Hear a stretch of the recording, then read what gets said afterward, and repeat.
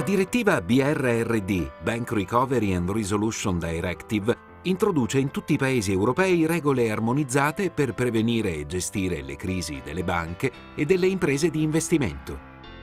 Dal 1 gennaio 2016 i costi per salvare una banca in crisi non ricadono più sugli stati e quindi sui contribuenti, ma sugli azionisti e i risparmiatori della stessa banca. È il cosiddetto bail-in, che significa proprio salvataggio interno. Ma quali novità sono state introdotte dalla BRRD e cosa cambia per il risparmiatore? Il meccanismo di salvataggio segue una gerarchia ben precisa, secondo il principio per cui chi ha scelto forme di investimento più rischiose sostiene le eventuali perdite prima degli altri. I primi a rispondere sono gli azionisti, ai quali l'autorità di risoluzione, in Italia la Banca d'Italia, può ridurre o azzerare il valore delle azioni. Se questo non fosse sufficiente, verrebbero coinvolti dapprima i possessori di titoli subordinati, per arrivare poi a chi detiene obbligazioni della banca. Se anche quest'ultima azione non risultasse sufficiente a risolvere la crisi, ne risponderebbero i depositanti, ma solo per importi superiori a 100.000 euro. È quindi necessario che gli investitori facciano attenzione ai rischi di alcune tipologie di investimento, in particolare al momento della sottoscrizione. È importante ricordare che il bail-in si applica solo in caso di dissesto. Tuttavia l'impatto della normativa è enorme, in quanto capovolge la prospettiva. Non è più solo la banca a dare fiducia al cliente, ma è soprattutto il cliente che dà fiducia alla banca valutandone la solidità. In che modo?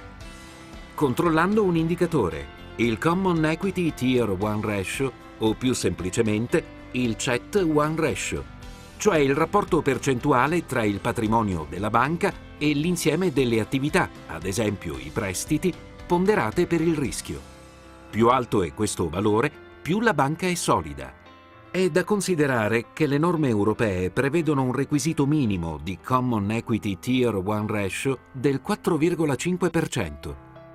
Il sistema del credito cooperativo può vantare un CET1 Ratio del 16,3%, mentre il sistema bancario italiano si attesta al 12,3%.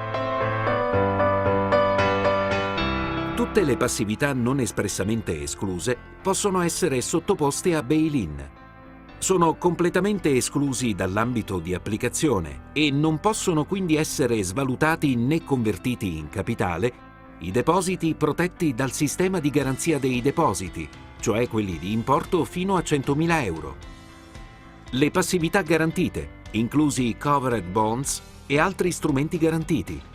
Le passività derivanti dalla detenzione di beni della clientela in virtù di una relazione fiduciaria.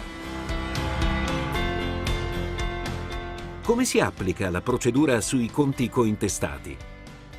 Il limite di 100.000 euro è per depositante e non per deposito.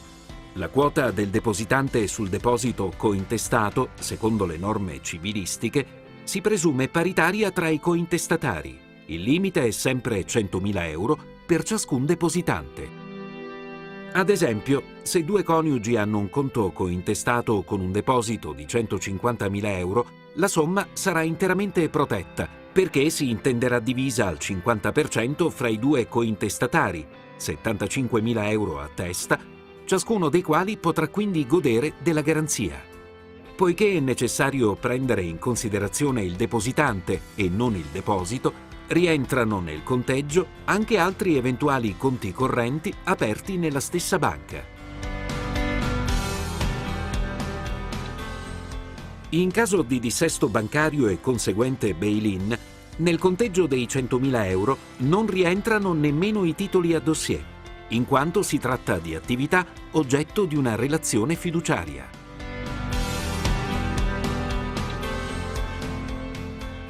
Se un correntista ha dei beni di valore, oro, gioielli, orologi o beni di collezione nelle cassette di sicurezza, non rischia la loro proprietà. Dalla normativa sono infatti escluse le passività derivanti dalla detenzione di beni della clientela.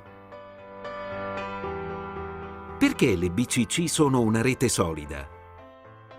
Le BCC appartengono a una rete, il network delle banche di credito cooperativo, presente in tutta Italia con più di 4.450 sportelli.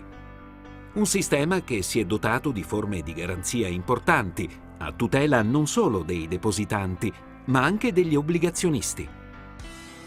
Infatti, oltre al Fondo di garanzia dei depositanti del credito cooperativo, FGD, obbligatorio per legge e che garantisce i depositi fino a 100.000 euro, il credito cooperativo ha costituito nel 2005 un ulteriore strumento di protezione su base volontaria per i possessori di obbligazioni.